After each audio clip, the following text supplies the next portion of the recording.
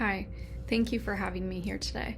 My name is Jacquie Perrson. I'm 33 years old and I live in Waterloo, Iowa.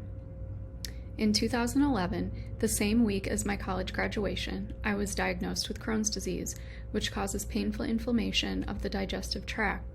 The stress of the cost of my treatment has impacted my life in ways that I could never imagine. I depend on multiple medications to treat my disease, including Stelara, an expensive biologic.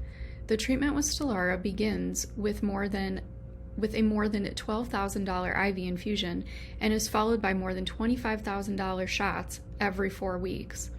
I'm lucky to have insurance that allows me to afford Stelara, but not a day goes by that I do not stress about the what-ifs. What if I lose my job?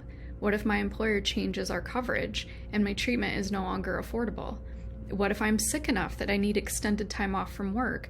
To make matters worse, stress is my number one trigger when it comes to my Crohn's disease flare-ups, so living with these what-ifs can make me sicker. No one should have to live at the mercy of drug companies, but Big Pharma wants us to believe that high drug prices are required to fuel innovation into better medications and possibly cures.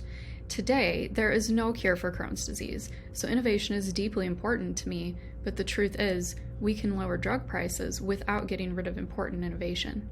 Stelara is a top-selling drug that raked in more than $1 billion for the drug corporation Johnson & Johnson in 2020. Johnson & Johnson turned around and paid CEO Alex Gorsky $30 million in 2020. Johnson & Johnson clearly has room to reduce its revenue and profits without harming innovation on future medicines. Patients like me need relief. We can lower drug prices and still get the innovation we need for healthier futures. Right now, Democrats in the Senate are considering the comprehensive drug price reforms included in the Build Back Better package passed by the House of Representatives. Those reforms would lower drug prices and costs for patients like me by allowing Medicare to negotiate directly with drug companies for the first time. It would also crack down on drug company price gouging by limiting price hikes on drugs like Stelara to the rate of inflation. Patients like me can't wait any longer. Congress must pass these measures now to help the millions of patients in the U.S. who struggle to afford their drugs.